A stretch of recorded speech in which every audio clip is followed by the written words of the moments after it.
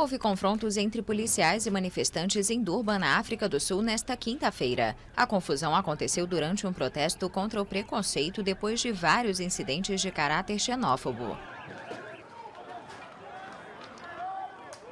Nas últimas 2 semanas, pelo menos 6 pessoas morreram na cidade em vários ataques contra lojas que pertencem a estrangeiros. No início do ano, a violência também afetou Soweto, perto de Joanesburgo. Este dia é muito importante porque quero dizer não a esses ataques xenófobos e apoiar as pessoas para mostrar que somos todos irmãos e irmãs. No caminho da passeata, que reuniu milhares de pessoas, líderes religiosos e políticos exibiram bandeiras dos 54 países do continente africano. A frustração é cada vez maior na África do Sul entre a população negra. O crescimento econômico é fraco e o desemprego chega a 25% da população, atingindo 1 em cada 2 jovens. O presidente Jacob Zuma condenou os ataques e pediu o fim da violência.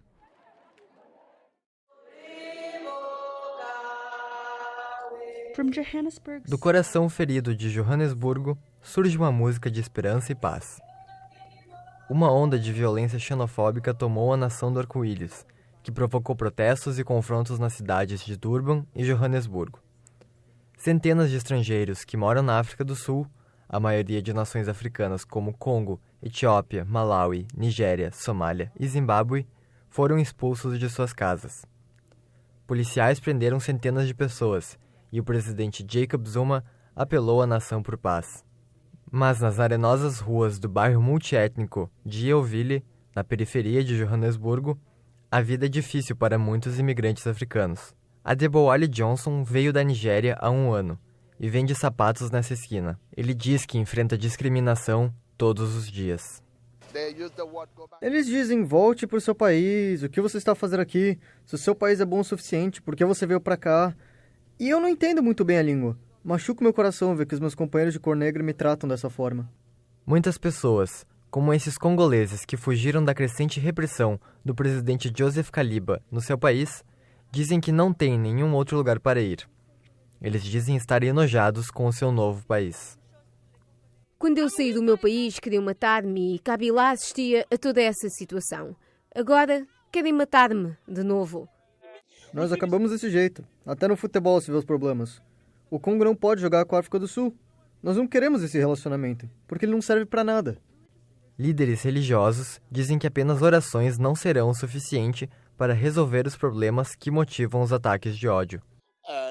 Para nós é um ódio motivado pela situação socioeconômica, por causa do desemprego que se passa na África do Sul.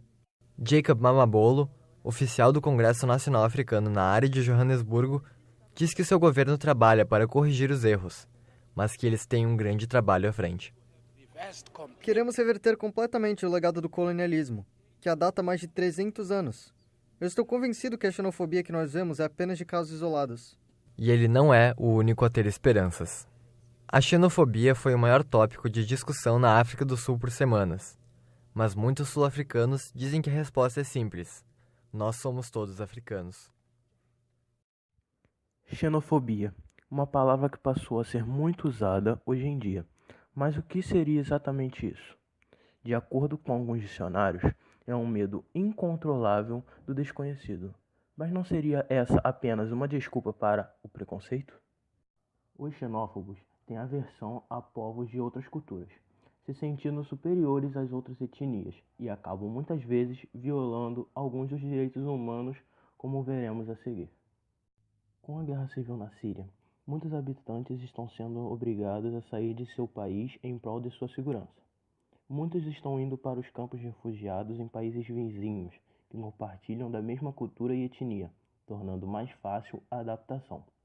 Porém, esses campos estão superlotados devido ao grande fluxo de refugiados, e por isso os sírios buscam refúgio em países na Europa. Alguns países abriram suas portas para os refugiados, mas a grande maioria fechou seus olhos para a situação, por medo de desestabilizar sua economia, ou até mesmo por medo de terrorismo, que é reforçado com os estereótipos sobre o Oriente Médio, provocando a morte de centenas de sírios. Contudo, mesmo alguns países que receberam os refugiados de braços abertos estão começando a rever suas decisões. O que antes eram "sejam bem-vindos à Alemanha", por exemplo, se transformou em uma mensagem de ódio e repúdio. Sua justificativa é que, se receberem mais sírios, sua cultura será perdida ou até misturada. Misturar sangue europeu com árabe é praticamente uma ofensa, e seus empregos serão passados aos refugiados, mesmo que os próprios europeus não os tenham.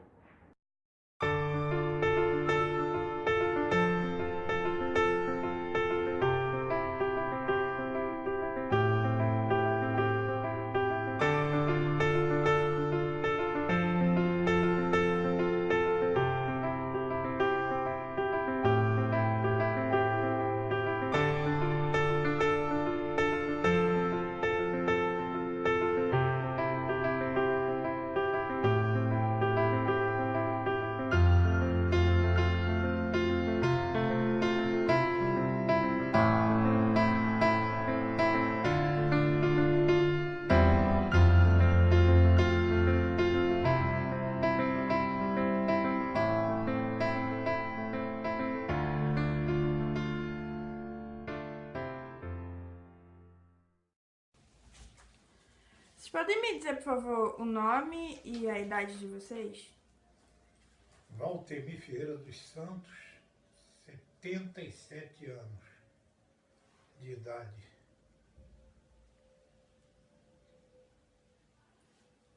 E eu, nome? Valdemir Ferreira dos Santos, 78 anos de idade. Algum de vocês dois já sofreu algum tipo de preconceito por conta de sua etnia ou raça? Eu já. Pode contar como foi isso? Quando era garoto na Ilha Grande, nós éramos muito discriminados por sermos provenientes do Nordeste. Entendeu? Ilha Grande, por aqueles gaúchos, aqueles guardas de lá. Nós éramos discriminados mesmo. E qual vocês acham que é a origem desse tipo de comportamento? Como começou isso? Sim. Olha, eu presumo o seguinte: nós tivemos um elemento aí chamado Luiz Gonzaga, um sanfoneiro, entendeu? Que junto com Carmélia Alves,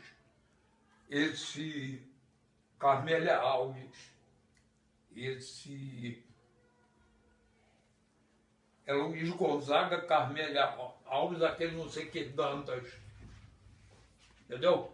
Cantando aqueles baianos, só cantava a miséria do nordestino. Que eu vim lá de riba do meu bodocó, só trazia vergonha e a cara, viajando num pau de arara. Na época do Getúlio Vargas, o nordestino, quando migrava do Nordeste aqui para a região Sudeste, já tinha serviço preparado para eles. Era a obra, serviço pesado. Nordestino foi quem construiu basicamente São Paulo e Rio de Janeiro. Era o emprego que o nordestino achava aqui. Tudo isso em conta da propaganda que eu atribuo a seu Luiz Gonzaga com aquela maldita sanfona dele, entendeu? E aqueles baião, é como ele rotulava o nordestino. E vocês acham que esse tipo de coisa acontece ainda hoje no Brasil? Pouquinho, mas ainda acontece. Acontece. E como vocês acham quais atitudes deveriam ser tomadas para que isso acabasse? Aí a resposta agora é meio complicada. Estudo. Não? O Nordeste de hoje não é aquele Nordeste de antigamente, já está um pouquinho melhor. Mesmo assim a gente ainda vê o desprezo. São Paulo e Rio de Janeiro. Era o emprego que o nordestino achava aqui. Tudo isso em conta da propaganda que eu atribuo a seu Luiz Gonzaga com aquela maldita sanfona dele, entendeu? E aqueles baião, é como ele rotulava o nordestino. E vocês acham que esse tipo de coisa acontece ainda hoje no Brasil? Pouquinho, mas ainda acontece. Acontece. E como vocês acham quais atitudes deveriam ser tomadas para que isso acabasse? Aí a resposta agora é meio complicada. Estudo. Não? O Nordeste de hoje não é aquele Nordeste antigamente, que já está um pouquinho melhor. Mesmo assim, a gente ainda vê o desprezo, entendeu?